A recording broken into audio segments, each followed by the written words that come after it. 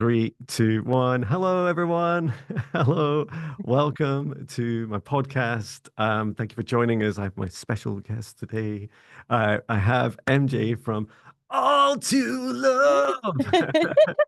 So excited to have you here, MJ. And I'll let you introduce yourself properly. But thank you so much for coming. And I feel very few people have been in my life since my spiritual awakening in 2017, or my last big one, should I say. And um, MJ, you turned up quite early on in my journey, and you're still here. Like we're still talking, which is incredible. Yeah. Um, and I had the pleasure of meeting you after many years of watching you almost daily on YouTube and Instagram and TikTok, wherever I happen to be at the time that I'm catching up with your daily shares. And yeah, today is as much about introducing you to more people in the world as much as a thank you for all your continued love and inspiration and support. And there's been many times, if this is in case I forget to say it, there's been many times in my life where I found just really hard days, just those really tough days to get through, and and I'm just thinking, please let there be someone out there that gets how I'm feeling and can shine just a little bit of light, or even just turn up and drink some coffee, and I can drink coffee at the same time. And just like, it is hard being human. I get it. I'm there with you. We're all in this together. And so thank you, MJ, for being such a fantastic light all the way through my journey so far. Thank And you. over to you, MJ. I'd love you to introduce yourself. Oh, John Beanie, it's so reflective. Like, same. You have been an ongoing support and presence on those platforms. And then finally meeting you was really somehow affirming. I remember you said something in the hallway about a video at one point that kind of really got you about forgiveness. Mm, And early on, or at one point during my phase, I was going through some deep emotional grieving and betrayal and stuff. And I was also, well, I had just sat A Course in Miracles, so it was all about working with the emotional body and doing really deep forgiveness work. And mm, you mentioned one of those, and I just thought, wowzers, like this person has been in my life for many years now. And as you know, especially when we're navigating the online stuff, those few people that show up early on, I think, are so important to encourage us and to keep us going. So thank you, and what an honor to meet you. just oh, just a few months ago, it's like, dang, John Beatty's in the house, like for literally. real, yeah. So my brand is called Alta Love. There's a shirt, you and I think you also have the T-mail store. I've got stuff that says the All to Love. I also have a tattoo of this, and one of our mutual friends, Scott, has a tattoo of that on his shoulder. My mom was even considering it a tattoo. Um, and All to Love, the more practical story is that I was actually dating a musician many, many years ago when I was really starting out on my yoga teaching career Mhm. back in 2011, 2012. And just through our conversations as we were getting to know each other, he went through some awakenings and he ended up recording an EP called All to Love. And at that same time, I was trying to figure out what to call my business as a yoga teacher and a blogger, because I was doing a lot of like wellness blogs for different, like Elephant Journal and Mind Body Green. So that's when I kind of got into all the writing. And when he said he was going to call his album All to Love, I was like, that's it. I want that name. So I created the website back in 2012 around the time that I started posting mostly yoga tutorials Mhm. on YouTube. And then really just through inspiration through other teachers. One of my personal yoga teachers and one of my fave teachers out there, her name is Tara Stiles, and she was doing the yoga posting but also other types of sharing, and I thought, yeah, I think I want to do that too. Yeah. So I started to share on YouTube more about healing. because in the West well, maybe all over, but we see yoga as a very kind of physical practice, which it is, Mhm. but it's very, very profound. And as I got more into meditation, I started to work with other spiritual healers and find the emotional side of healing that people call shadow work. In my book, I call it like emotional storms, because it really is a profound experience to release emotion that you've been harboring, and there's information in there. Um, so so it kind of merged into sharing on YouTube more vulnerably, and like yourself, but in my own journey, like there was a channel at the time that shared just organically. Like I had never met this woman. I watched a few of her videos, but she shared a video, and my platform got a bit of a boost back in 2018. And you were there before. You were there when I published my book, and I'm sure you purchased it and shared stuff about it. Um and then another kind of uptake of the crew come along in 2018 when I was sharing really vulnerably. Like I kind of look back and think, oh my God, like what was I doing? Like, It was amazing. and It was, I, to be honest, it was life-changing for me. right, Those right. shares, they really changed my life. And I hope that I'll let you talk about it in a moment. But I hope you also see that in me, what you see Yeah. in me now is a person molded by some of those experiences that you shared. I'm trying not to cry. Yeah, but like that means so much to me, because it's like, without being nude, but it's like opening Yeah. your heart and being like, here. And as much as there have been wonderful souls like yourself show up, there's also been other experiences which were bordering on kind of traumatizing, Mhm. um, which I couldn't have anticipated. But it's also part of the journey because it helped me, which I discern it as almost like a bit of wounding, that there was a part of my, I guess, ego that was coming from a place of like just wanting to save everybody, wanting to help everybody, thinking that I could.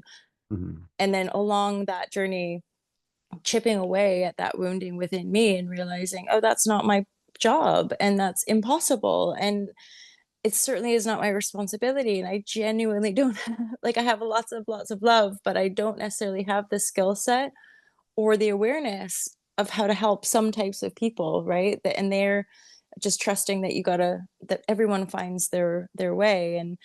And so over time, so thank you for that. And it was truly guided. Like I had my earliest awakenings back in 2001, and that was a very sort of cosmic, but also quite practical in as far as the way I was able to see into the global economy and the political system, and it was quite penetrative. And I ended up at 19 years old pretty much renouncing materiality. I booked a one-way ticket to England, obviously intuitively knowing that I'd end up staying because I've now been here for 20 plus years. But I didn't at the time. I just knew that I wanted to go, like I had to go. Yeah. And I, when I finally started to make enough money to survive teaching yoga, is when I embraced having stuff, like allowing myself to have a bit more. And now I'm much more in that energy of, you know, endeavoring to master more of the three-dimensional reality and live in synergy and balance and all that kind of stuff. Whereas when I renounced the materiality, there felt like a bit of a deficit almost, like Mhm. there was a unworthiness. Or and I when I was making money in my integrity as a yoga teacher, I thought, no, like I'm allowed to have things. I still, you mentioned in the before we went live, but like about my courses, the Be the Change courses. So all the sharing on the tube, and then working on the website behind the scenes, and doing a lot of blogging and writing for myself and ghostwriting for other wellness practitioners. Um, and for many years, I would only, because again of my awareness of the economy and consumerism, I would only ever buy secondhand. So I'd buy from charity shops and I'd buy from eBay and realize that I could buy the name brands, but at a fraction of the cost on eBay and still feel like sort of like respectable going into some of these really um, award-winning retreats and things. And because prior to letting myself properly shop again, I had two pairs of trousers and one of them had paint stains all over and the other ones had holes in them. And I just thought like I need to look a little bit more put together for some of the Yeah. gigs that I was getting. And so with All to Love, the website, and then as I shared more on YouTube, the so I had my early awakenings in 2001, and then by 2016, so I'd been teaching. I was guided to host my first yoga and surf retreat in Morocco in 2016, and I attracted very briefly like a mentor slash somebody who was interested in investing and working with All to Love. It didn't kind of um, go much beyond that. There was just interest, but I I booked a ticket to Bali and I wrote my book. So the book, and then oh yeah, so when I was on that yoga retreat in 2016, one of my cosmic, I call it like a cosmic dream because it was so visceral and profound. Yeah. And in that dream, it was just my sister and I stood on top of a rooftop in a building which looked like a city, and a Yeah. huge cosmic green light kind of come round the planet, and then it come down and it hit me in the heart and it lifted me up.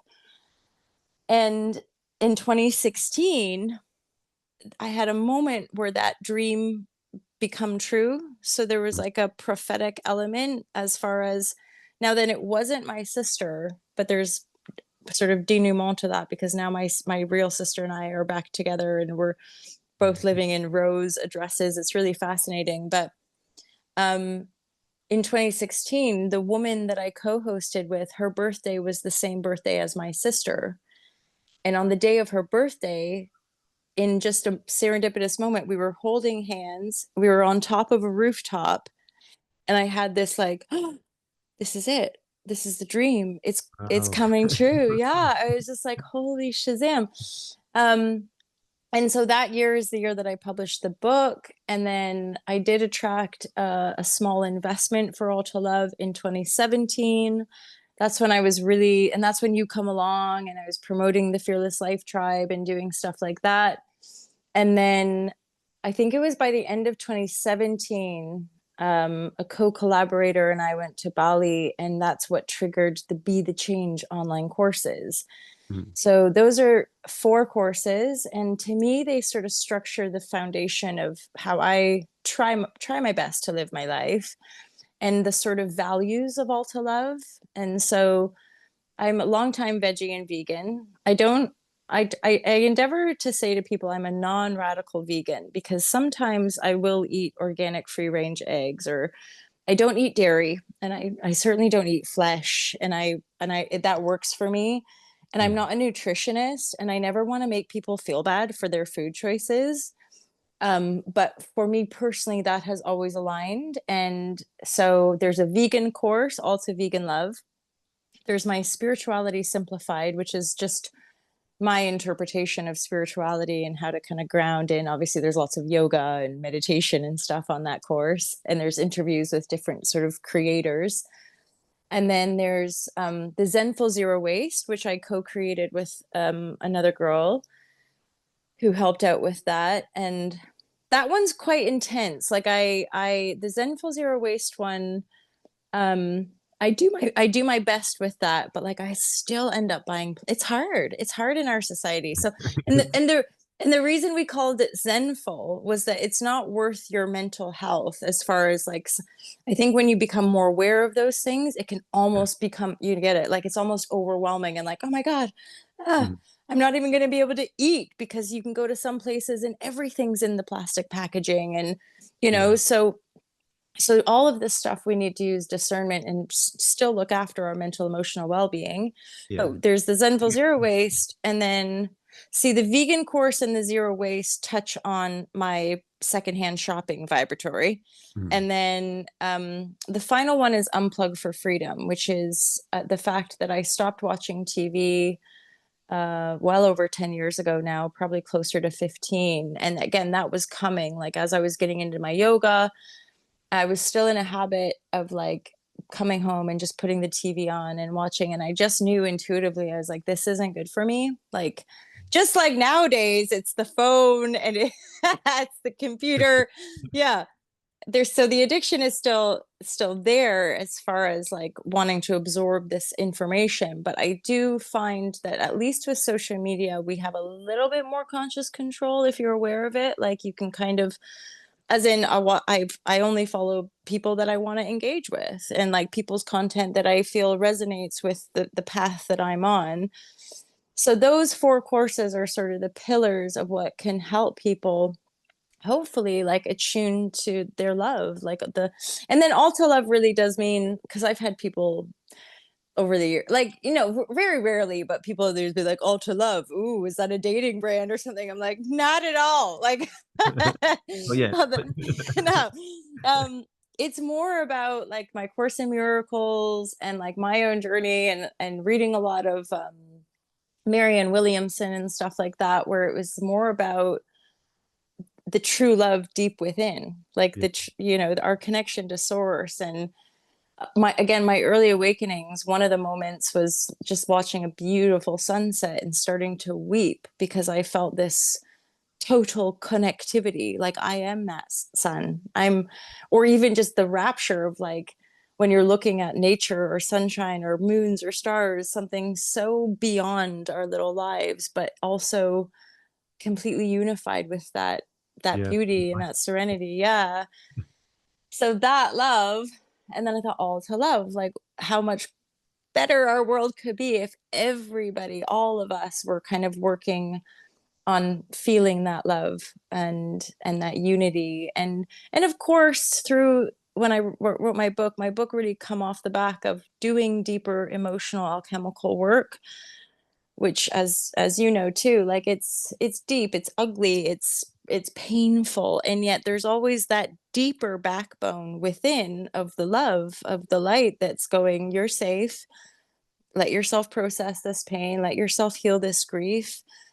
And so there's a kind of divine container that's like loving you Yeah. through the pain, the chaos. Like even you mentioned me moving, like even when things blindside us a bit and we have to make profound change, it's like, oh God, but still on this journey, I'm aware that I'm being guided, that I'm safe, like and I have to trust. So then I have to process the grief or process the kind of instability.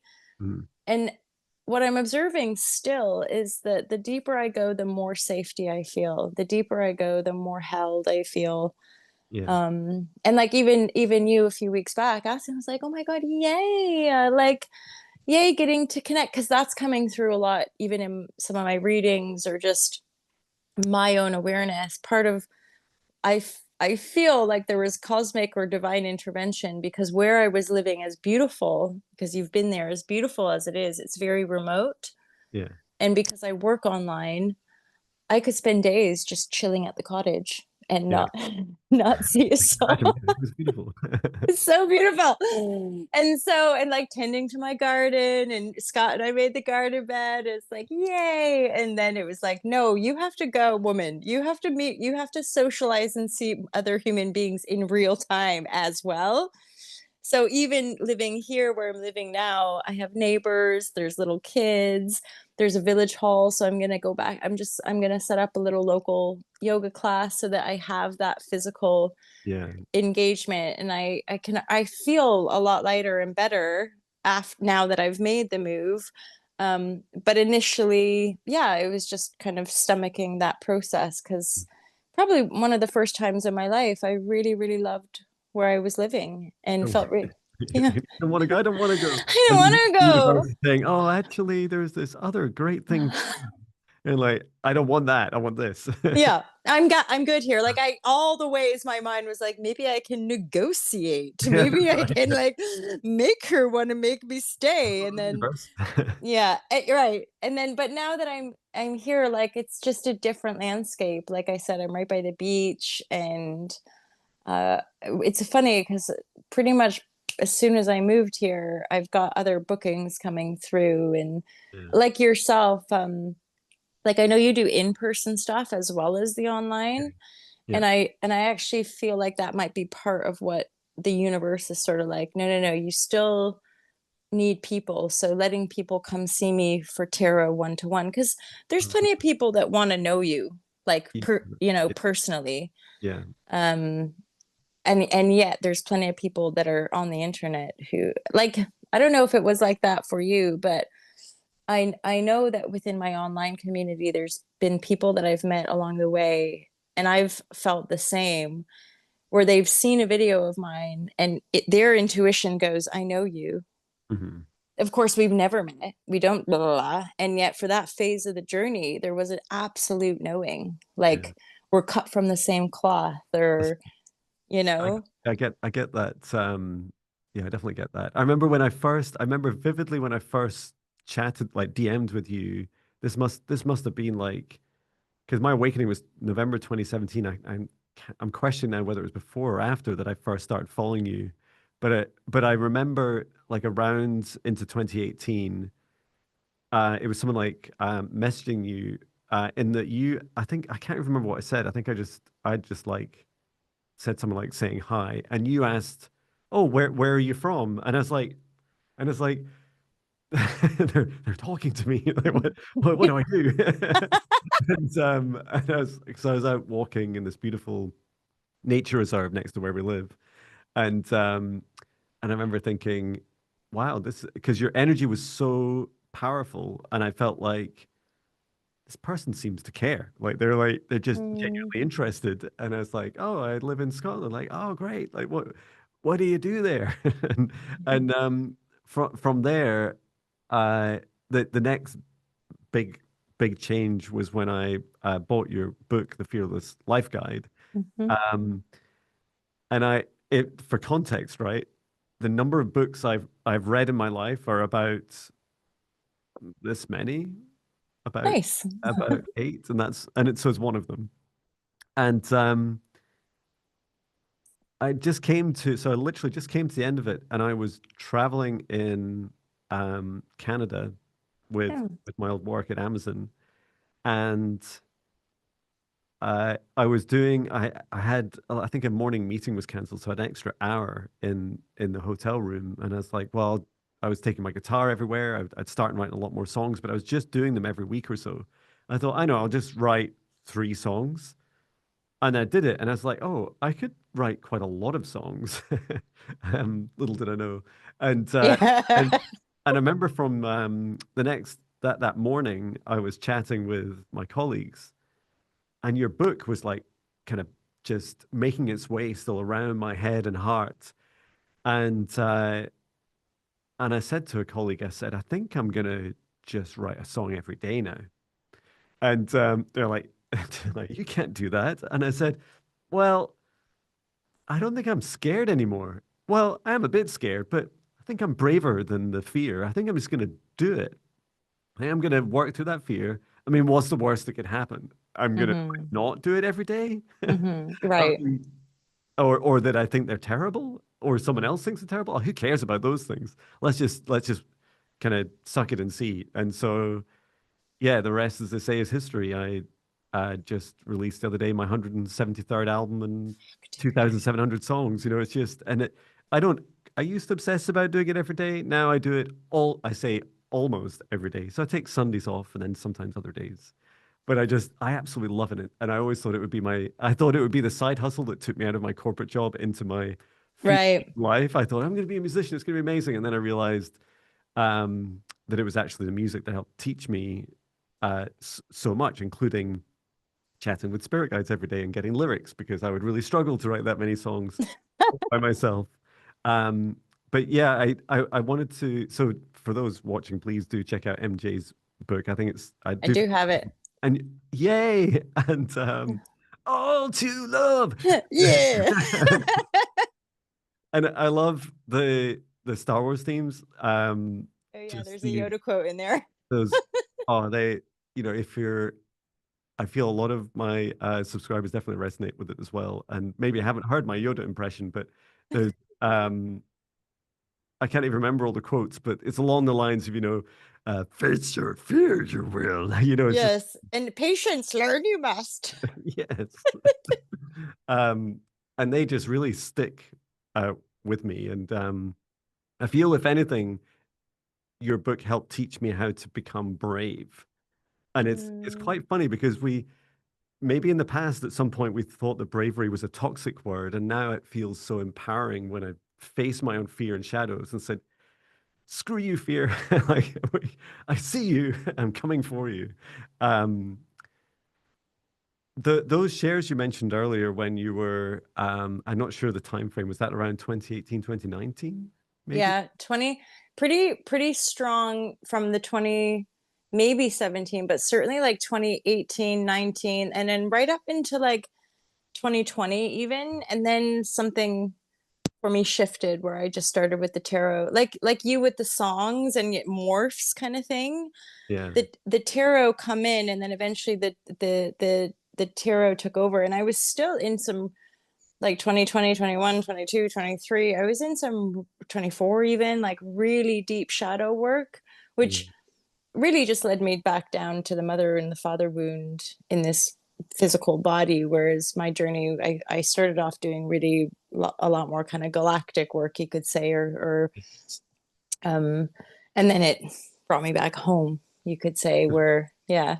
Because what I love is that what you inspired in me at that time, I think the first thing was that what really shocked me and surprised me was that you'd turn up crying on a YouTube video, bearing your soul. And I remember quite a few times walking. There's a short walk from my, well, depending on where I lived at the time, because I've had probably 3 or 4 different houses during that time. But so anything between 5 minutes and 35 minutes. But I would just stop as I was walking. I'd be listening to you and I'd be watching you on my phone. Um, and I would just stop what I was doing. I would just stop walking. I'd just be staring, and I'd be like, I would just be dumbfounded. It's like this dear soul is bearing their soul to the world, and Mm. it for me, I felt like it doesn't matter what's going on in my life right now. This is someone who's being incredibly brave, and um that I just found so inspirational, because it meant, what, when I was sat there in a meeting that day when things were really stressful, or I've been working really, really hard, or someone was maybe even shouting at me, I, I would just remember that moment because it's the same day. And I go, you know what? It might be really, really tough, but this is just someone playing out their, you know, childhood narcissism or whatever it is, that labels that I wanted to pin on it. It was just like, let them be themselves. You know, what I really admire in people is people that, show them their whole self to the world. Hmm. And so a massive thank you, but also I feel that you in that work, not just for me, but touch many people, because also you've been through your awakening uh, much earlier than me, and I know even some people from who had awakenings in 2010, and they're like, "Where have you all been?" you know, like we didn't even have much on the internet, and you guys got it easy, got TikTok and everything else. Like, oh, look at me, my chakras, and you're like, I don't even know what that was. Like, and you guys have it all, you know. Yeah, there's so much resource now. It's almost like, oh, we're good, we're done now. Like everyone is on it. But a couple things. So I early on, so 2001, before internet was really kind of taken over, I I was journaling a lot, or streaming, like stream consciousness, and I would get downloads and write them with my pen and paper. If you remember the pen and paper times, right? But I would, and I still like my pen and paper. I feel it's like sometimes more connected to the body. But Yeah, um, I was writing chakra systems and stuff then, but I mm, didn't have any conscious knowing of what I was writing. yeah, So that's where a lot of the pieces, you could say, locked in mhm, later on in my life, where obviously I started to train and then teach as a yoga teacher. And I was like, interesting. So I intuitively knew, as in, I already had some sort of conscious awareness, you could say, from a past life or something like that, where I Yeah. already knew about the energetic systems and working with those systems and how to work with the body. And teaching was a very, like, I met my yoga teacher and I was doing some stretches and he just said, "Oh, that would be good for yoga." And that was it. I was like, I know yoga. I, and it's one of those things that even in our working and our kind of depending on our belief systems and stuff, I really had to give myself permission to do what was easy for me, Mhm. to let it be easy. Like, this is easy, this is natural. What people want to pay me to do what's effortless for me, right? Mhm. And yet now I realize that's for a lot of us, that's just the way. Like, we're Yeah, we're meant to be able to share our gifts and receive our livelihoods that's right. from that And it's meant to exchange. be enjoyable. Yes. It And is. it makes life easier. And there's always a moment in my day where I'm just like, as if this is like, I'm so grateful. This is my life. And I remember you had a moment too when you were coming to visit where you're like a little tear of like, oh wow, this is my life. Like Yeah. this, I've now created this life where I can enjoy Mhm. enjoy the work I do, enjoy the expansiveness of the days because we're not locked into 8 hours or 10 hours or God forbid more than that because there are people that are slogging it, right? So breaking through. And then I wanted to point out too, so you use the word bravery, and the word that is coming into my awareness is the word courage. Mhm. And in French, so when I started in my earnest back in, I think 2008 is when I found a yoga book and I was in a cruxy time in my life. And that's when I started to go, I'm doing yoga every day. I know what this is and it's going to help me change. Mhm. And I would just go through sun salutations and I would do it every day. And I was in the south of France with a friend of mine and Mhm. I'd get my mat out and I'd practice every day. And we were on a kind of campsite, like mobile home site thing. Yeah. And there was a woman probably having coffee and a cigarette, and she would watch me every day. And she said, "Oh, courage, you have courage." And en français, so in French, the word courage means full of heart, Oh, wow. which to me, courage and bravery are very similar, right? Yeah, that's right. And it's that, Full of and heart. what she was reflecting was like to commit yourself to something, to be Mm. disciplined Yeah. means to be full of heart. And I was like, yeah, like, and I'm only connecting that now of like, oh my God, imagine like full of heart, like wanting, and then just the ebbs and flows of the resistance energies or the, and you mentioned about like the fear and having to overcome the fear, and similar but different to you, like there were plenty of times where I'd get ready to share and I'd have to do a little mental gymnastics of like, okay, well, if McDonald's, like, I'm not a huge fan of big corporate entities that are not necessarily doing great things for the planet or the people, but regardless of the brand or the corporation, I remember just thinking, well, if so and so can promote their brand, and if some people can speak hatred into the world, I'm allowed. Like, Yeah. I'm allowed to share my heart. I'm allowed to express myself. And I had to do that for a long time. And um, something around the pandemic started to shift things. And then, if I'm honest with you and your peeps, it's like the 22, 23, 24, the shadow work was getting so deep and so painful that it was too sacred. It was like I have to just sit with this, move Mm. through it, and come out the other side. And I was tired and kind of guided away from being that exposed on the internet. And so, and even with it, and I would say this to people too that are pushing through stuff or working on it, you do want to find something like your music or what you share too. It's like I could be processing some deep emotional grief, kind of pull myself together and then do a fun little tarot reading. So Yeah. so all over like those long years, it was like it was just this commitment to showing up every day, to Mhm. sharing something every day. And now I still do. I still, same like you. I might take a Sunday off, or if I'm out with friends, I might take a Saturday off, like go. But it's so routine now that that's the morning flow. You wake up, make my coffee, sit and meditate, maybe write in the journal, and then the cards are getting out, make myself feel beautiful, and then do a little share. And whereas clearly the vulnerability and the kind of transparency of that 2017 to 19 phase was super important for my journey, and for some other people as well.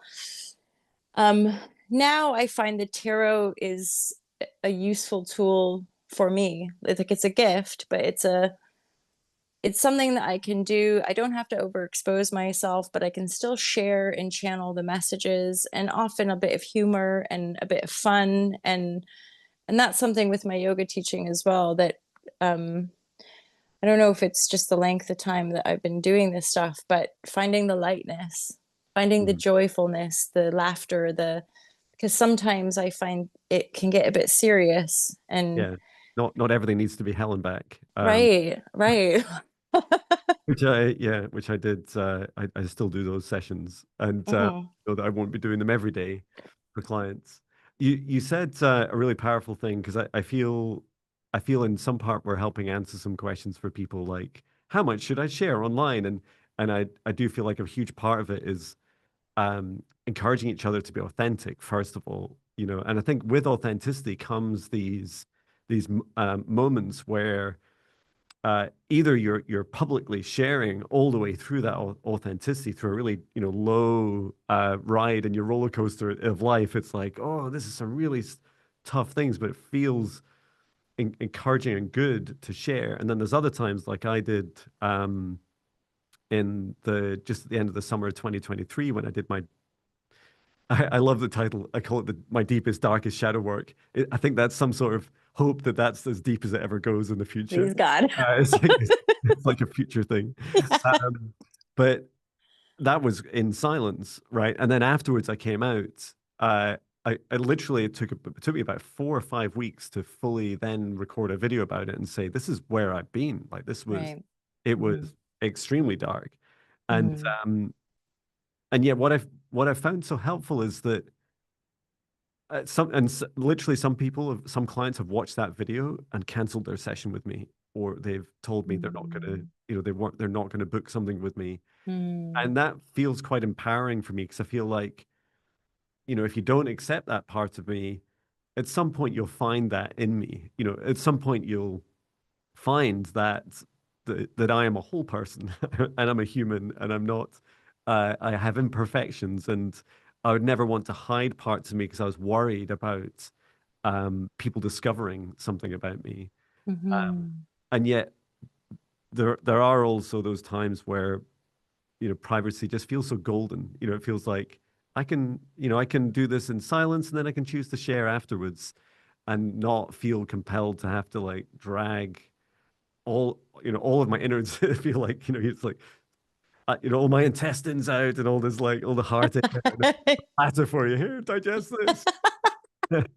It doesn't feel quite so raw all the time. But thank you for for sharing some of those experiences. I feel they're so important. And I love that you say, I must admit, I'm still going through some of this as well, about um like figuring out your working day and what you love. And Hmm. increasingly have conversations with my family, because I have no boss, right? Hmm. And sometimes I even find myself trying to put other people in that position. Like my wife's like, stop telling me about your work. And I'm like, why? And she says, do you want a boss or something? I'm not your boss.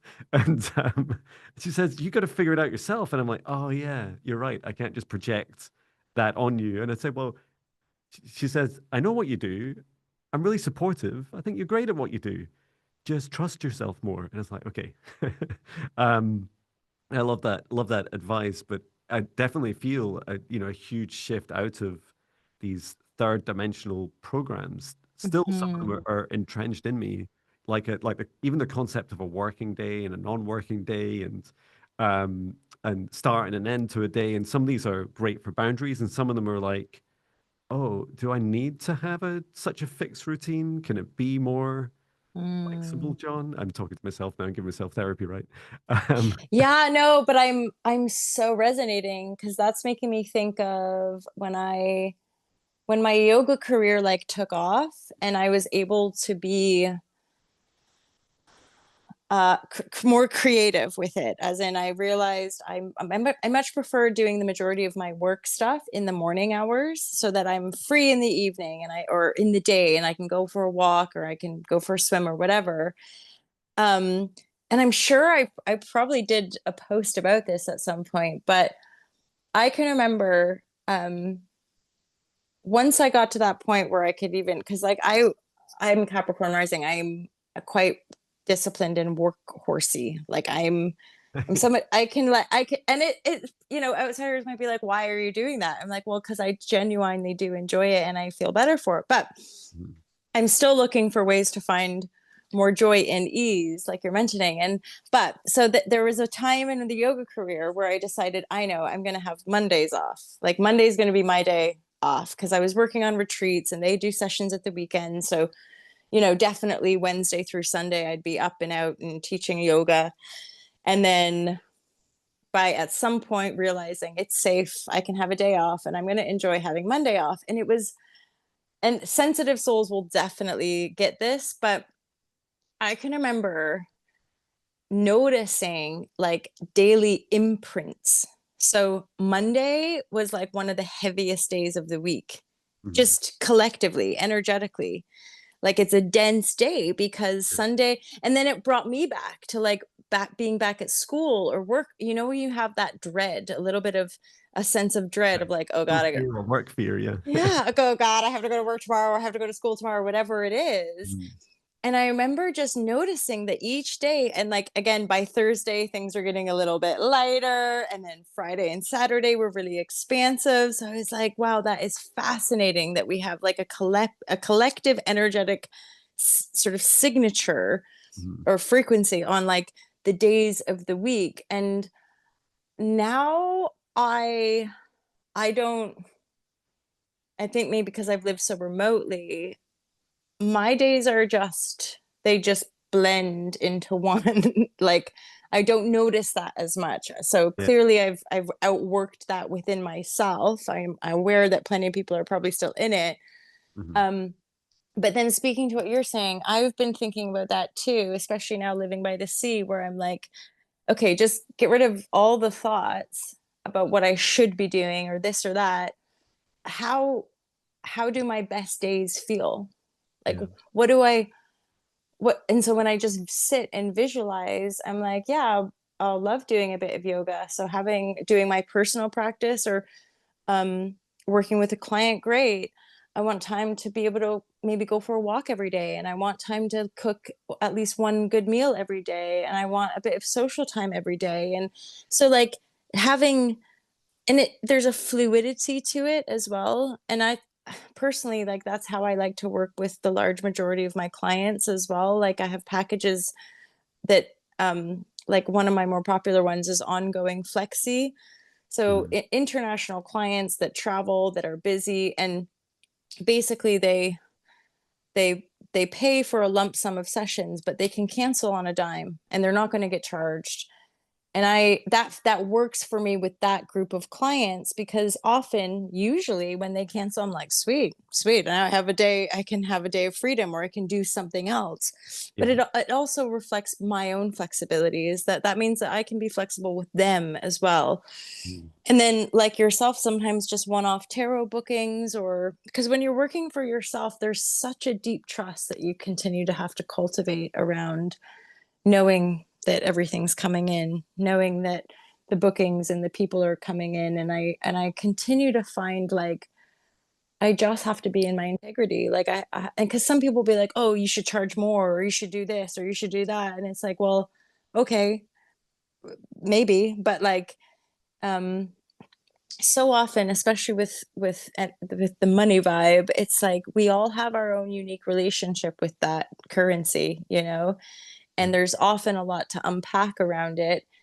And so navigating that intuitively, and you were talking about the over, like, sharing, and how much do I share, and like this whole process of awakening and healing and everything, it's like it's so unique.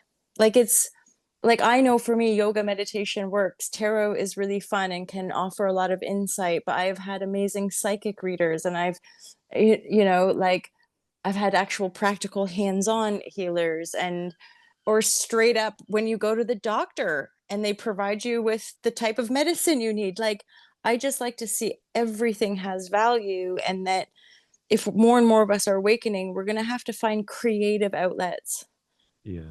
creative channels, because to me that's part of the depression of like the old world, or Yeah. sort of the dying system, is that we're meant to be these robotic producers. We're just meant to be productive rather than like exactly, the creativity that alives us all. And just by looking at nature, there's cycles in life, and we have cycles too, like having a bit of time away in the winter time, or knowing that there's ebbs and flows even in business. You know, you might have observed that too, like some seasons peak and then some trough, and it's just like um trusting in that ebb and flow, I That's think so is monumental.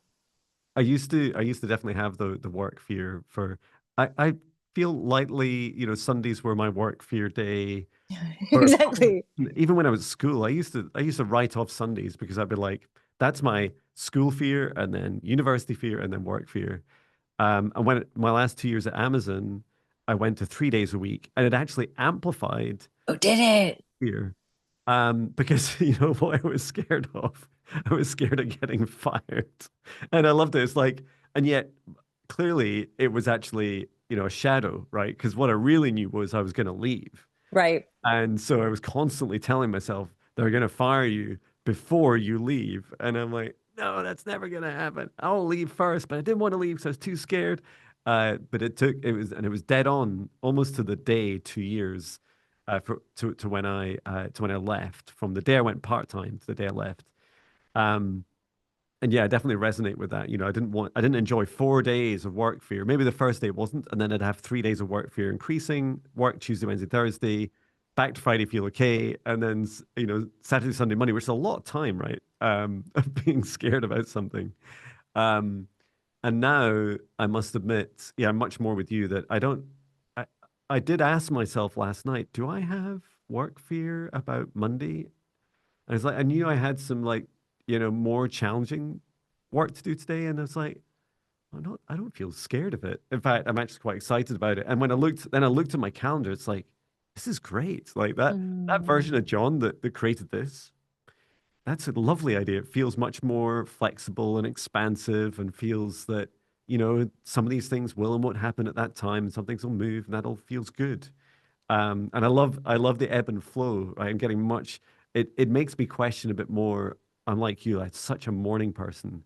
Will Mhm. I keep pushing so hard in the, um, and getting up early and at 5 a.m. in the, what's early for me, in the winter months? And yet the funniest thing is I can't wait for winter because my latest hobby is sky watching, and Ooh. I have a little camera for with night vision, which is better than the human eyes. So I'm watching Wow. UFOs and shooting stars constantly. Oh, Like, please, please be winter because it's too bright still. You- yeah, in Scotland especially, you have yeah, very little nighttime in the yeah, summer, don't you? that's right. We get a summer dim, as we call it, all the way through the night. So yeah, I feel it's a really, really powerful way of just constantly feeling into it. I did answer. Someone said on LinkedIn today, and I still pay attention to LinkedIn because it gives me an idea of what the rest of the world might be thinking of when they're presenting Interesting. themselves to each other in business, which Right, is right. such a funny paradigm. Um, but I said to Mm. someone who used to work for me, and he's now become a coach. Um, he was talking about burnout, and I said, I realized that my trigger for burnout was years of forgetting what really made me happy. And I was Mm. chasing money, job titles, and promotions as what I thought it would make me happy. And then when I finally got to my very edge of all, almost just going off on long-term sick for at least months or worse, was I realized that needed to change, that I just was unhappy doing that and projecting this version of me, this avatar of John Binney was not really real and sustainable and didn't Mm. make him happy. It wasn't feeding my soul. And like many of us watching this video, our souls have chosen bigger things. Our souls have chosen, and they're a lot more fun, frankly. Yeah, joyful, well, like just having the freedom and opportunity to look after our bodies, to rest. Like and I really loved what you said earlier about like shedding the resonance by true vulnerability and honesty of the full spectrum of our Mm. humanity, that a lot of us were it's and I'm almost at a point where I'd like be aware of people that project supreme perfection, or that they're somehow, and I'm thinking, so Show me your special. dark. Yeah, I Show don't me your know. shadows. There's still some shadows. There's, who knows? Even though it's all, again, like there's value in all of it, but having the luxury to just look after ourselves and um embrace who we are. I'm not sure where I'm going with that. I kind of lost my train of thought, but um yeah. Yeah, I'm not sure where I was going with that. Oh well. It's all Um, beautiful. yeah, I totally agree. I find it really hard to connect with public figures who don't show their full selves. And I don't Yeah. ask the world to say, you got to show me everything you're scared of, but just to show some transparency and in their authenticity. And simple things I do is like I never edit my songs other than the start and end, just chop off the start and end. I never edit these podcasts or chats we do because I feel that I love, as my son says to me constantly when he hears me talking, he's like, that's all he hears. No He way. talks to me just going, to me, like, stop it. And it's funny because it just feels that you get to hear the whole of someone, and so the energy of it is the whole of us, right? It's Yeah. not just the shiny parts where I later watched it back or someone else watched it back and said, chopped up all the ums and ahs. Oh yeah. I wouldn't, and I like watching the authentic types anyway. I'm somebody who likes the ums and ahs and the cries and the laughs and the weird bits, where things that are overly polished often they can, but they often don't appeal to me energetically. Mm. Similarly, John, like I've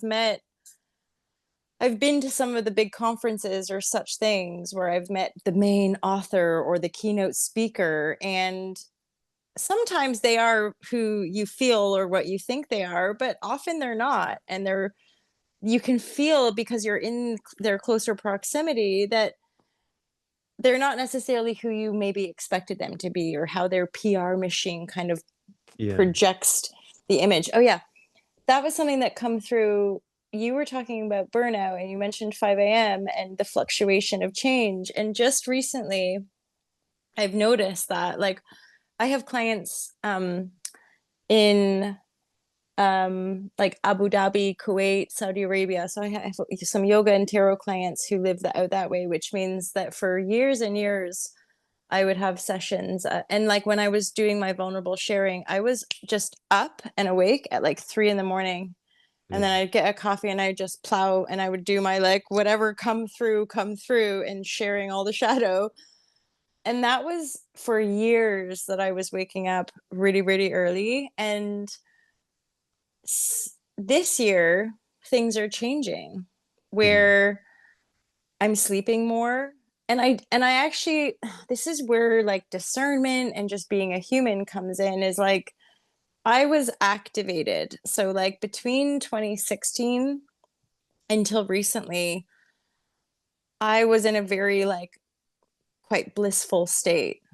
You could even say, even though I was crying and da da da, like when I look back at that phase, I was definitely like charged and like in some kind of, because like I wouldn't sleep, but I didn't feel like I needed the sleep, and I food was just whatever, and it was all this guided creative vortex, which was just amazing.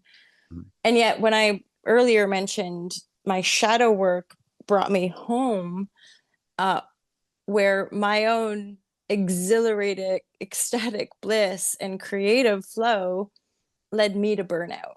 And Mhm. that I would say is something possibly useful for people in different stages of their awakening, where um, a lot of my own personal, like mother father wounds, have to do with legitimacy and feeling safe here on the planet and giving myself permission to have a home Yeah. and have a safe place to land. And so when I was in that creative phase, I often it was I liken it to being Tarzan, just grabbing on one branch and then grabbing onto another branch and then grabbing onto another branch, but I had nowhere to land. And Uh-huh. after 5, 6, 7 years of that, I just crashed and Mhm. burned. And out of pure habit, I would still be doing my tarot, still be doing my daily shares.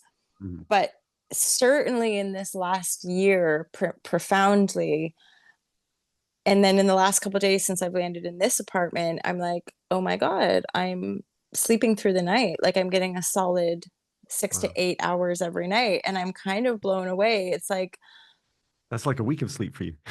it is. And I'm not, and like, I'm actually quite grateful. Like, I don't feel like I have to wake up and start working right away. Like, I can take my time and I can meditate and I can do a bit of practice. I can go for a walk if I want. There's even a new phase kind of evolving now where I'm still doing similar-ish stuff, but it's more grounded, I guess, at this point. And as exhilarating as that phase was, like you mentioned, the working paradigm, I also want people to know that you can be spiritually activated and super high vibratory, but you can still frazzle your nervous system and burn yourself out Yeah. if you don't have roots. And that's something that I just through my own sort of cosmic journey, but then coming back into the early journey very much, where it was like, and that's where I had a psychic reading earlier this year talking about the ancestors and that my ancestors are pleased because I'm fully aware that there's been a lot of lineage healing and ancestral healing that's brought me back home to like now it's time to ground and put roots down and have a proper home. And I'm so grateful that it's Devon because for years I didn't know where it was meant to act like home. What does that even mean? Like I'm just going to keep traveling, like whatever. And that's fun and that's lovely. But having a home base and having a safe place to come home to, I've realized that the body does need that. Yeah. And like, and that's where you talk about like just being a real human being where maybe some people can, and I did pretty good, like not Yeah. sleeping for however many years, and like I did sleep, but just I'd have like an hour here or 2 hours here, and I'd be so wired and Because just I also feel that there's some there's some very physical reasons for driving up your energy. So for me, as soon as I gave up alcohol, I was like it was this massive bonus. I was like, I don't need to sleep for like 8 hours. I feel way more rested for 4 or 5 hours, and then a short meditation and not drinking. And mhm, that was a mhm, huge thing. And it was funny because it was meditation and music. I knew that I was a terrible musician when I drank, and I realized as I really really wanted to meditate each day, the meditation was just so hard with a hangover. And pretty much every day I felt hungover, but I just got mhm, used to it mhm, for decades. Um, and yeah, later, a lot of it for me centered around the summer of 2023. I was on back then in my it was a spiritual psychosis, like a psychic psychosis, where I was must learn, I must activate my third eye. I must learn how to do this, past lives, future lives, and whatever it was that other people were doing. I must learn. I never wanted to learn from them. mhm, Learn it mhm, all myself. I must and I must do more client sessions, and I was like burning myself out. And what I was in mhm, hindsight, when I look at what I was doing, it was because I hadn't figured out the grounded path with myself and my family as the main wage earner. How do I keep, you know, um, keep food on our tables and go into this new world? Clearly, I want to do something else that's not a corporate job. mhm, But it's the answer isn't just eating more spiritual cookies and hoping that, it's going to give me a grounded, healthy body. It was more, oh, I need to make some career choices. I need to maybe I need to get some qualifications at very least, be partially credible to some people, and or to myself was really the most important thing that I found. Yes. Yeah. Um, and yeah, that really helped me. Some of it was also, like you say, getting out and connecting with other people. And Hmm. I came out of my spiritual closet only um, in in in 2023. Just a few months later, I went to a meditation class and was crying every day to the other students. I think I'm psychic. And they're like, "It's okay, John. This is like day 4 of you crying after." Every single meditation is doing like 5 to 7 in a day, and every single one, be like, okay, who would like to share? And by the end, the teacher's like, I'm not sure I want to ask John to share. But did, I did some mediumship for the teacher that lost their auntie during the teaching, and I was like, this is so lovely to be able to just be. It's okay to learn all these things, but to really bring them into your life and just be there for other people, including yourself and your loved ones, and Hmm. cultivating yourself and your heart first. That's that was some of my most powerful lessons that I just didn't know. I never knew I was meant to learn that. And when I went through it, it was just this, just a transforming experience. And it's definitely shaped now, even including today, today had some harder work in the morning. And it's like, okay, what am I going to do to, flex with that? What's going to change over today and tomorrow? I did have an Mm. in-person event planned tonight, but the weather's decided that um, I just didn't want to invite everyone to the 60-mile-an-hour wind um, Right. event. Nice. Good call. It can happen anytime in August. It's fine. But yeah, just allowing myself to go with these cycles more and the flow more. And Yeah, that's right. where the magic happens, right? Like I must have lost 40 pounds on the like canceling the event for the rent, and then magically someone donates even more money, totally unexpected, and like, thank you, universe.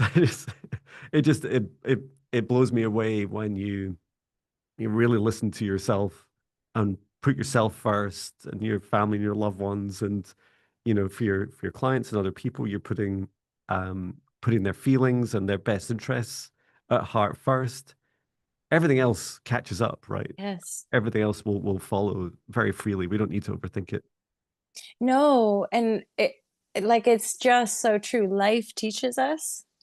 Like those all those little pieces sometimes need to happen because I resonate with what you were saying about like learning all the bits and then I'm going to do it myself and I know it and then but there's nuance to that because that's something I think all the yoga over the years and the meditation has taught me. Like we are all teachers and students. We are all like we have so much within us, right? Not in the books outside of us, not in the stuff we learn at school, not in the degrees and the certificates and all that stuff that we're meant to acquire to be more special, to be more important. Like we are it. And so like the thing, like you went to a meditation and you're like, oh my God, I think I'm psychic. Look, something's coming through me. It's like that's the juice, that unless we have the courage, right? Or the bravery to actually go, what's behind that door? Like, oh my God. And then the courage to step into it. Cause that's what I witness is that it's being trapped in the Maya, really. It's being Yeah. super duper trapped in the illusion that keeps people in the patterns that grind their bodies down essentially and keep them locked in because they got to pay the bills and they got to and I it is what it is for people. And yet I'm aware that especially when it's coming from a really pure place within us of just wanting to be more joyful or wanting a bit more freedom and wanting to share that with people or share our gifts, it's not like it's going to be easy or breezy necessarily, but we will be lighter and happier for it. Yeah. Like even all the emotional processing or the shadow work, as dark and as painful as it is, when more of us are talking about it and saying, yeah, it is ugly and it is painful and it's messy, but you will be healthier and happier on the other side of it. Mhm. That's and again, like you and I would know this, it's just and it's through working with people. It's tried and tested. It's like, no, no, no, this stuff does work. And yes, we all need a home, and we need to cover our bases, and we need to, and most of my life it's always down to the wire. It's not like there's some generational money looking after me, or big, financial windfalls that are supporting me through. I've always had just enough to do the next thing, and then just enough to do the next thing, and just enough to move. And then I see the kind of broader vision, and I just sort of keep trusting that, like, the next phase will open up, and then the next phase. And I think most of us just, with you and your family, it's probably the same, like enough to be comfortable and be joyful and have food on the table. And most of us, I don't necessarily think, this weird thing of billionaires and people with lots and lots. From a yogic perspective, there's a distortion there. There's a bit of a wounding there, because there's a sense of hoarding resources, which non-hoarding is actually a yogic practice. That there's no, when you're truly aligned and connected, there's no reason to kind of grip on to all the resources and keep them for yourself. So, like, That's right. Yeah. look at how important I am because of all my stuff. It's like Yeah. we have to let all that go when we leave our bodies anyway. So there's an element of detachment with all of that stuff. Mhm. And yet, from my background, there's a discernment of actually being able to receive more, work with more clients, work, and let my savings, build up a bit. Wouldn't that be nice? So it's like, just being really grounded and practical with that stuff. But I see it as just the next phase of integrated living, really. Definitely. It's a huge thing, right? I know it doesn't really matter how much money anyone has in their accounts or in assets or whatever they describe their own abundance to themselves, because it's really a feeling. Percent. And I know for the times that when I've been in a salaried job and I've earned, the biggest salaries, f for me, uh it was a really strange experience. I remember always thinking in the back of my mind, every month I'd look at my salary statement, which would be exactly the same. And I remember I'd look at it and go, I wonder if one month I'll get more. And it never occurred to me. It never occurred to me that maybe that experience of a regular salary was a negative thing for me, because it Hmm. felt like it was a limit. And it never occurred to me. It's like, hang on, you're going to limit the amount of money? Like, imagine if I said that to you, MJ. Hey, MJ, I've got this great offer for you, right? Do exactly what you're doing just now, right? But here's the limit on how much you can earn. Like, what do you mean? What's a limit, John? Just talk me through that. You know what? Right, right. You'd said it to me. I'm like, so what would that limit be? And how do we decide what that is? And what circumstances would I overcome it? And I realized, for me, such a huge journey has been overcoming lack. Like, it's clearly been past lives, and then this life, this feeling of, in my solar plexus, of this emptiness, which I can stuff quite well with snacks and food temporarily. Yes. Uh, and I can even get healthier at the snacks that peanuts and stuff that I can. But what I was really doing is this fear of, like, not having enough and then not being enough because I didn't feel I had enough.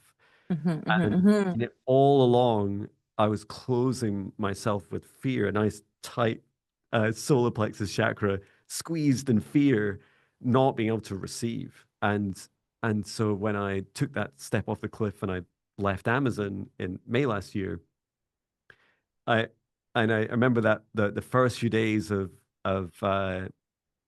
first 3 days, I shared a video. Of course, I was sharing a video every day, Of and course. the videos just said, Day 3 after leaving Amazon, please send me food. And and it was so funny because I remember saying it, and Oh. it was such a joke because nothing changed. Like, I still had food for my family. Like, I still had enough money for the week. I still had enough money for the month. And it was never about the money. The money was only a number. It was always about the feeling of having enough. And making sure that, I wasn't just, clenching myself into a fear position and then contracting it out to a salary saying, oh, so not only am I scared, but could you look after my fear for me? Because I'm really bad with it. So My maybe, God. maybe you could. But it's so, that's the attachment. Yeah. right? That's how we attach ourselves to the banks, to the governments, to the jobs, and we don't, and until we have the courage, right, to pull it back and go, what is that energy that I'm sitting with, that I'm holding? And that has become more apparent to me. Like we truly are the perceivers and the creators, and we're only ever working with our energy body in essence, right? And Mm. it's when you start doing that work, it is that clear. Like once you work through enough of that fear, boom, you've made space. New stuff comes in, or new people show up, or old friends show up, or whatever it is, where it's like, as the teachings go, when you change your inner world or you change your inner reality, your external reality Oh, changes and morphs. Yeah, it's just so true. And I yeah, I'm still working on that, kind of letting go and not fixing not interjecting too much with people, and letting them be where they are in their journey. mhm. Um and trusting, because that's been a lifelong impulse to just want to fix and change. And I realize there's so much more work for me to do, for me, right? That it's like, yeah, just keep focusing on that and trusting. And I'm looking out at the rolling hills thinking, yeah, it's happening, it's all well, like everything. And I must say again, to your peeps, who, if they're endeavoring all the shadow, it does, you do ride it out, you will get through it. Yeah. And I think I but it and at the same time, just like the working paradigm, or just like the normal grind of life, is it can be relentless. Shadow, it's like the same but opposite polarity. It's like it can be relentless, and it can feel like it's never gonna fucking end. And another trigger, and then another trigger, and then people, and no money, and oh my god, what am I doing? And it is so deep and so dark. But I'm now in a place where I'm like, oh no, you just ride it out, and it might be years. It maybe for some people could be decades. I wouldn't want to say that, but like for some people maybe it's instant. Yeah. But I now, like I said, I'm sleeping longer now, and I'm not in floods of grief and tears every morning before I wake up to do a share. So it's like, oh, and I'm sure I could probably break it down in a process, but and a lot of it is connecting the mother wound and healing the familial, healing my own family lineage. But like, and it's interesting that this is that we're getting to tick a bucket list and meet online finally properly, where it's like, oh, and now you write it out, and I'm in a kind of new and very physically, in my physical reality, I've got a new view. Yeah. I'm now looking out Less at the expensive. ocean. Yeah. No And longer in the valley, but now right, expensive. it's like I gotta head to root down into this little, That's right. rocky cottage in this very grounded, earthy space. And now it's like the ocean, and there's a different perspective, and it's a lot lighter. And I'm like, oh wow, okay. I So do think yeah, that, and thing. these different levels of these different dimensions of abundance are quite, they almost feel new to humanity or modern humanity, where we forgot, Mm, where we forgot that actually we live on an infinitely abundant planet. And like we do, like, oh yeah, we do. It's super true. Like if you ask the planet, you go and walk and ask the trees and the birds, how's your bank balance? Hand a little bird a phone and say, hey, Mr. Robin, tell me what your bank balance is. So just kind of look at you like, you know, just put that down because I what have everything I need. and exactly. it's not that. Um, and yeah, things that really shock me are, you know, I, when I was on the edge of full burnout, and I'd been for years, if not decades, in fight or flight, right? So I was Mhm. already in a heightened state of anxiety and stress, and just accepting it as a norm, like Right. any of us do in the world at this time. Yeah. But then as I was about to get to burnout, I realized I'd totally forgotten. I remember a boss saying to me, "John, why aren't you in a band anymore?" And I'm like, "Oh, and I said it would be good for you. I think you'd be better at your job if you had, follow your passions more." And he listed off the things he did, and I was like, "Wow, this might be good advice." And I chose to ignore it, which was totally stupid. But now I realize, yeah, the abundance of, how do I describe them all? There's some of these things that I'm now aware of, time with my family, a beautiful Mm. walk with my daughter at lunch in the winds with Patch, my dog, the Mm. music first thing in the morning. And this is a working day, right? A working day. Yeah, exactly. Meeting people, having this bucket list conversation with you, you know, about to do a YouTube live stream afterwards, evening with the family, the abundance of energy, happiness, and health, Yes. no numbers. And after all those things is when my wife and I talk about money. After everything else, all we ever talk about now is like the adventures we go on, the time we have together, and the other thing that's happened a lot in our lives is, people, often quite close people, dying, close family Mm. members, and you're like, um, and I especially with my um, psychic medium work, and passed over relatives contacting me, that's all they ever say to Mm. me is like, live your life. It's like you're still alive, so live it. And I'm like, okay, great. And I'll be sitting there remembering the happy times I had with them, and then they'll kind of come into my awareness and say, "That's great. Why do you think I'm turning up right now in your awareness? It's because you stop worrying about those little things.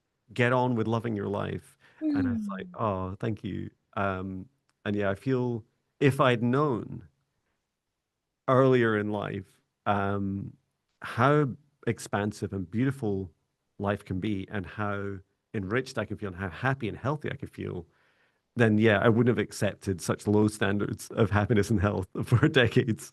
But because the counter to that, I was like, every morning, wake up, come on, buddy. The skinny little middle-aged man, wake up, go for a run, drink some coffee and work, And every time my body's like, excuse me, I'm not well. And they're like, shut up. Just keep going. And I literally do that every day in the mirror. Not anymore. It's a very different conversation. Yeah, like being able when you mentioned when you just then when you said something about psychic mediumship, I got lots of little Oh, tingles right thank on, you. yeah, right on the crown of my head, and like the living of the life. And I'm sure there's a quote. It could be the Dalai Lama or some spiritual teacher out there, and I'm gonna misquote it, but it's something along the lines of, "Isn't it interesting that we work our entire lives and end up having the money but not the physical vitality?" Yeah. And then versus like what happens when we choose to live our lives for that physical vitality. And I in even a very humble and sort of, again, like heart-centered way, I'm grateful for my early way. As tough as life has been up to this point, Yeah. I'm still absolutely grateful. And I'm not somebody who has the Ferraris in the car, and I don't desire that stuff necessarily, but I'm so grateful that I have my physical well-being, Yeah. at my age, and that I have the tools to hopefully keep that for the rest of my life, to stay. And I do yoga with my mom. My mom's had a heart attack and she's still kicking, and she can still do her yoga poses, and I can see how our own spiritual, whether we're doing yoga or we're running or whatever we choose to do, like the creative, like the music writing and all that stuff, I genuinely believe our connection is what keeps us alive and feeling good, right? And that Your I aura is totally so bright now. It just suddenly illuminated as soon as you said you're. oh, because I "Oh." just, it's such a passionate thing. And I think, in this nature of conversation, I'm like, duh, like that is the highest wealth, It is. Yeah. because you can get to a point in life where all the money in the world isn't necessarily gonna save the body if you've been treating it like it doesn't exist for the entirety of your life, right? So reclaiming that, and it's just that I work with people that work hard, and I'm aware that the modern working 9 to 5 paradigm is hard on the physical body. It doesn't give people Yeah. much energy left. So it's like, And the unhappiness of it, yeah, because you hate the job, and you're like, right. hate And the the job at dread, work. No, I hate the way I look. So right, is like a double whammy. It's definitely right. tough. And yet people, and like you're that perfect example. It's sort of, yeah, I'm realizing that's such a dream for me, because you're the perfect example of like having awakenings, staying practical with it, like, and that's what I really appreciate, seeing more of like the different people's journeys and how they're unlocking through their taunt, like through their individual guidance, but like knowing intuitively, no, this isn't going to work anymore, like I've got to make a change, and just chipping away at that change. And I like what we're doing because it's more honest. It's not like, oh, here's 21 days It's like, yeah, yeah. financial freedom, Here's or three steps. yeah, yeah, just follow my courses and then you will be free. It's like, Yeah, no, that will be a chunk of it, and then there'll be another thing, and then there'll be another thing, and then there'll be more challenges. But our bodies and our belonging to the great universe, and kind of our collective energy, I think, is so it. I'm so yeah. grateful. I'm so grateful to be here with you, John. Thank you for having me. Oh, my pleasure. I must have, I must admit, because I was so scared to leave my corporate job, and it's like, for me, it was the biggest fear I've ever faced in my life. And I guess, we can never describe fear very well to each other because it's almost in my head, um, fear is almost equal. It doesn't matter what you're scared of, whether you're scared of dying in the moment or a spider biting you, or you're scared of the Incredible Hulk or balloons or whatever it is you're scared of. If you're It's scared of it, fair. it is scary for you, right? Yeah, And everyone is unique. And for for me, sure. I just remember keep on thinking, I'm literally going to step off a cliff. I'm going to I think I'm going to die. That's how I felt. And I thought, my wife's going to leave me, and she's kind of like, oh, what is it you're doing, John? Like, do tell me. Because you could tell I made up my mind. And after being together for decades, she's like, she knows me often better than I know myself. And I'm so grateful that she gave me the grace to just to go through it. And yet, um, on the other side of that fear, on the other side of facing your fears is just an ever, as you described so perfectly, this ever expansive world. Like, even just looking at your view, and it's like, look, it just gets bigger and more beautiful all the time. And none of which I feel are any constraints. I no longer feel any constraints behind how good this gets, how happy and healthy we get. As my future self keeps saying whenever I do sessions to visit my future timelines, the first thing, very first thing my future self says to me is, John, remember, there's no limit to joy, right? Just remember that, John. It only gets more joyful. And I'm like, really? Like, what are we doing? Tell me, tell me, tell me. What are we doing? And it's like, you're going to love it. It's going to be amazing. And sometimes I get little clues. The last clue I got was the way you work, John. You're changing the way you work. And it's like, yeah, okay, tell me, tell me, tell me. It's like, no, no, I can't tell you because otherwise you won't go on the journey. You have to go on Right. the journey to discover it. It's like, oh, that's exciting. Let's keep doing it. So yeah, I definitely feel just incredibly grateful, and also just so excited for this continued remembrance and revolution from within each of our hearts. And just Yes. chatting with you today, MJ, made me, it's developed some hunger to want to meet more people that are going through their journeys and share more of their breaking free from the matrix, or whatever they would describe it, facing their fears, however they describe it on their journeys. Yeah, thank you so much for Thank you. coming along today. I'm thinking too, like, obviously I got to meet you in person a few months ago, but like as you're saying that too, I'm like, yeah, you, in only in my personal awareness, your energetic, like as soon as you left that Amazon thing, you expanded. Yeah, like as in that it was very visceral to me, like so, and I don't know how the algorithms work, but suddenly you were showing up way more on TikTok and stuff, and I'm like connecting to your energy in a way that for whatever reason I couldn't quite reach before. Right, yeah. So I'm like, it definitely, just being out of that vortex of energy allowed you to like step into more of who you are. Yeah, the Beanie Man. So I'm No like, one this is tells you so that, right? No one says, hey, good news. As soon as you face your fears, on the other side of fear is this beautiful, expansive version of you that's already in you. it's You don't need to already do anything. You you. just need to face that fear. It's like, oh, well, thank you for sharing that. I do. I remember the shift then, and continued now is, yeah, just a really wonderful experience.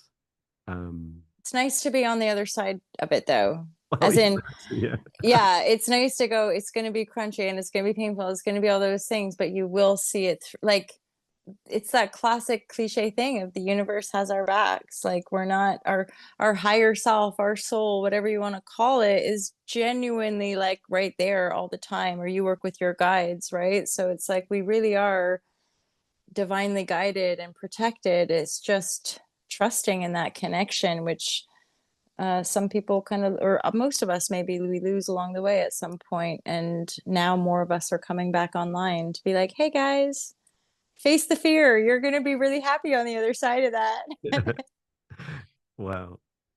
Um, well, thank you so much for coming along today, and thank you for staying on for an hour and a half. It's been incredible. Thank you. It felt like 2 minutes, I know, John. Honestly, yeah, it's we felt like talked I'm for like, oh hours shit, and hours. yeah, we've chatted for ages. I'm sure we could chat more, but yeah.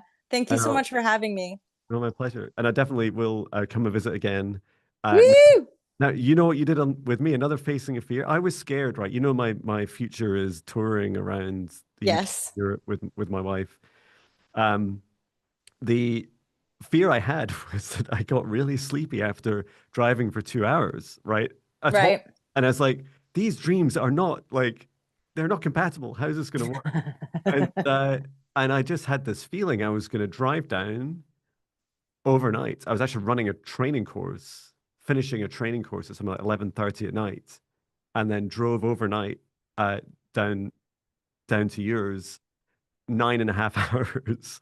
I did stop twice to go to the toilet, but I was like, it unlocked this like. So now, whenever I want to go far, I went up to Orkney Islands just a couple of weeks ago. Just drove Oh, look overnight, beautiful up there. and oh wow, it was. And I visited the same stone circles 3 days in a row, and it was Mm. yeah, that was a whole other incredible experience. And we bought a new motorhome, so I'll see you in that next time I come down and visit. You. But Um, then that I know we're closing up, but that made me think of like when you are guided, the energy shows up for you. it's so true, yeah. Like when it's not right, it's not right, and the energy will close down. When it's right, you will have infinite energy to do Yeah, what it is that you're meant to do. Almost like a little bit of adrenaline or something. But yeah, I think the more of us that keep shifting, we're as a collective, we're just going to get better and better holding one another, so that some people can avoid some of those Bernie Audi pitfalls, but even that people can ride out and survive, so everyone's okay, truly. yeah. Little did I know that driving at times when everyone else isn't is a great idea. The best, And the best, right? Like much nicer. feel I could do that with a lot of my lives. Like I don't need to go like to the park at the same time as all the dog walkers, and it's not avoiding people. And sometimes you meet the right people at the right time as well. Sure, but the Um, quiet space is nice, empty roads are nice, so yeah, as well as the busy ones. But I'm as an early riser, I get it. Like some of those serene moments when the majority of humans are sleeping are just beautiful. all of nature's out as well, Yeah, keep, yeah. keeping out the human's way. And the Uh, stars. well, how can people best get in touch with you? So I will add the links in. Help me remind Yes. to add these to the description. So Video. just go to my website. Mm, We're connected on the socials, but I am Alta Love, so ALLTO love.com. It's Alta Love on Instagram. It's Alta Love TV on YouTube and TikTok. The book you can buy via Amazon, Audible, Kindle. The like John, I have the Tmail, altalove.tmail.com. And um, I think I shared it with you already, but for your viewers, there's a little 10% discount. I think it's just Beanie 10, but a little 10% discount if people want to book readings or do yeah. yoga with me, they can get in touch, and it would be lovely, lovely to meet some of them. Oh wow. Oh, and one thing I totally forgot is because I was just about to say I highly recommend MJ, and you gave me a free reading. There's like a little offer you were doing for like a couple of free ones or low cost. I can't remember years ago, I and was wondering, John, it was sorry, we're now deterring, but I'm like, I'm sure I've done you a reading, but it would have yeah, been years ago. yeah, it was. Yeah, yeah, yeah, yeah. Um, it could have been like 2019, Yeah, that's what I'm thinking. and Like when I it was first started. quite short. And you said to me, because I was having a lot of problems with hundreds of people turning up outside my house in this little seaside town, going crazy, starting fires, committing loads of crimes. Yeah, I You couldn't have made it up. remember It's like hell on earth. And it went on for years, like a couple of years. And I remember you said to me, one of the first things you said, John, don't worry. My feeling is it's not karmic. And I was like, well, that's good news. And then I remember the next thing you said was, you can create bubbles around like your home. And I was like, what's that? And you said, you can create like a protective bubble. Like, what do I do now? And have I done ever since for every single meditation is I create a protective bubble around me and then one around my home and then one around the that. planet. Yeah, And, always. and Yeah. it's just for me, those bubbles, the golden bubbles as I call them, are Hmm. just so instrumental to my life and work. So I wanted to both thank you for that and say thank you. And yes, Yeah.